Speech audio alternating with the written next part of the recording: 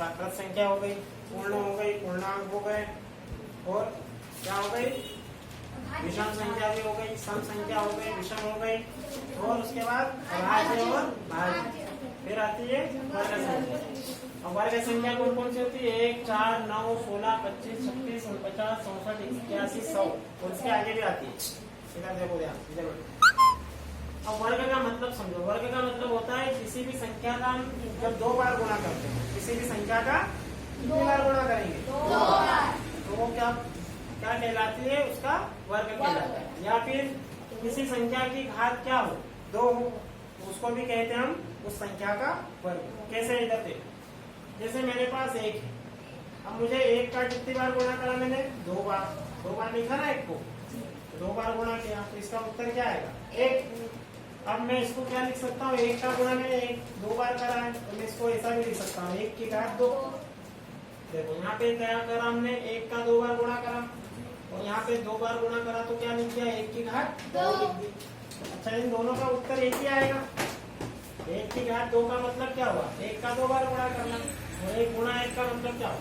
1। समझ में आया? अब मैं 2 का क्या करूंगा? 2 बार गुणा करूंगा, इसको मैं क्या लिख सकता हूँ? 2 का कितनी बार गुणा करा? 2 बार, तो 2 की घात क्या हो गई? 2। 2 की घात क्या बन गई? 2। 2 की घात का मतलब समझ में आया? 2 की घात 2 का मतलब है ये 2 का 2 बार गुणा करना। जितनी घात होती है उतनी बार उस संख्या का गुणा करते हैं। क्या करते हैं? उतनी बार गुणा करते हैं।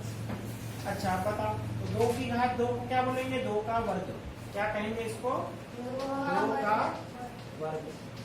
तो बेटा 2 का वर्ग, 2 की घात 2 का मतलब 2 गुणा 2, तो 2 का वर्ग क्या आ जाएगा? 4।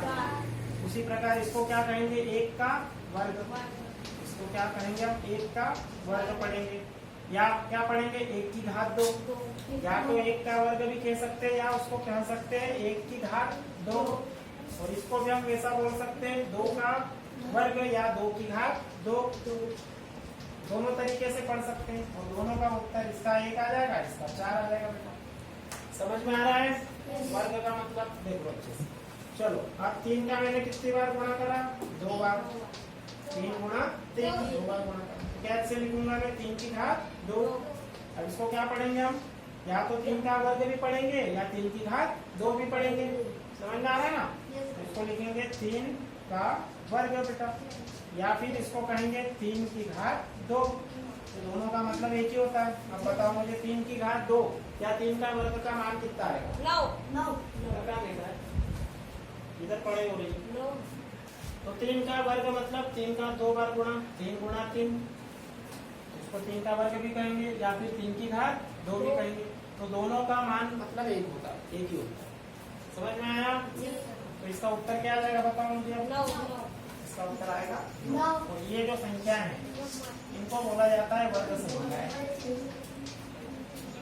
क्या बोला जाता है बेटा? इनको वर्ग संख्या बोला जाता है। समझ में आ रहा है? जी सर। चलो 4 का करो। 4 गुणा 4, क्या लिखेंगे इसको? 4 की घात 2। क्या पढ़ेंगे इसको? 4 का वर्ग। 4 का वर्ग, या फिर 4 की घात 2। 4 की घात 2। बताओ इसका उत्तर क्या आएगा? 16 आएगा।